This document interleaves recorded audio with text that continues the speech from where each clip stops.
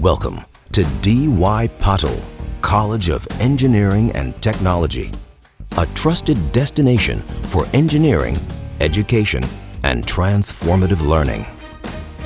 Established in 1984, the Institute has been shaping engineers through quality technical education, building a proud legacy of achievement and trust. Today, it stands as one of the premier institutions in the country, recognized for its commitment to innovation, impactful research, and a tradition of academic excellence. D.Y. Patil, College of Engineering and Technology, building engineers for the real world.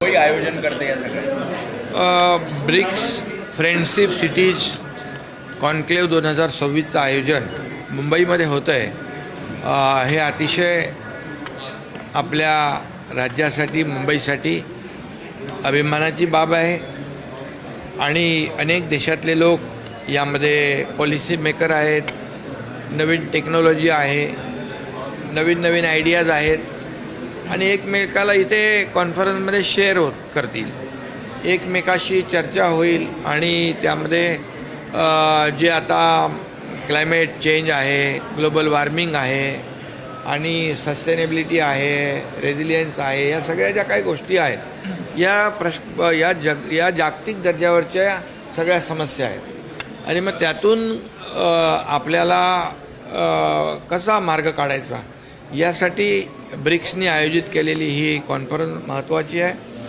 आणि लोकांना जीवनमान जे आहे लोकांचं pollution free कसं करता येईल, traffic free कसं करता येईल आणि सस्टेनेबल पर्यावरणपूरक कसं करता येईल आणि मग त्याच्यामध्ये कनेक्टिव्हिटी आली, इन्फ्रास्ट्रक्चर आलं, सगळं झालं, AI आलं, स्टार्टअप आलं आणि म्हणून हे प्रश्न जे आहेत हे आता मोठ्या प्रमाणावर अर्बनायझेशन मोठ्या प्रमाणावर होत आहे आणि म्हणून या सगळ्यासाठी नियोजनबद्ध विकास करणं आवश्यक आहे आणि अशाच या कॉन्क्लेव्हच्या माध्यमातून एक दुसऱ्याच्या आयडिया शेअर होतील आणि त्याचा फायदा सगळ्यांना होईल. सर, बात करते हैं वंदे मातरम की 15 अगस्त के मौके पे लाल किले से वंदे मातरम जो है प्रधानमंत्री से गाया जाएगा. कितना ऐतिहासिक है, पहली बार ऐसा होगा. ये तो हिस्टोरिकल ऐतिहासिक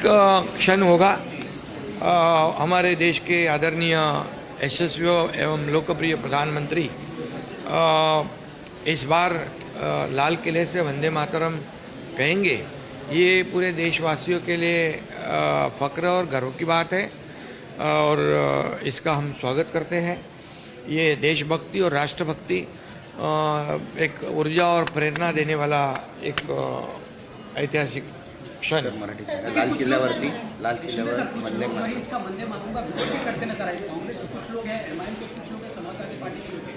लगातार वंदे मातरम कहते कहते लोग कितने हमारे फांसी पे चढ़ गए, हमारे बलिदान दिया हमारे स्वतंत्र वीरों ने. अभी ऐसे ही स्वातंत्र्य नहीं मिला है, इसलिए इसके लिए ये वंदे मातरम कहते कहते फांसी पे चढ़ गए हमारे स्वतंत्र वीर और इसलिए ये हमारे देश के लिए एक देशभक्ति, राष्ट्रभक्ति का एक और सभी लोगों को प्रेरणा और ऊर्जा देने वाली बात है. तो इसलिए किसी ने इसका विरोध नहीं करना चाहिए, सभी ने ये कहना चाहिए. लाल किल्ल्यावरून वंदे मातरम पहिल्यांदा देशाचे लोकप्रिय यशस्वी प्रधानमंत्री वंदे मातरम त्या ठिकाणी म्हणणार आहेत. हे ऐतिहासिक आहे आणि हे देशभक्ती, राष्ट्रभक्ती चेतवणारा हा क्षण असेल. मी स्वागत करतो. तमाम 140 कोटी जनता याचं स्वागत करेल.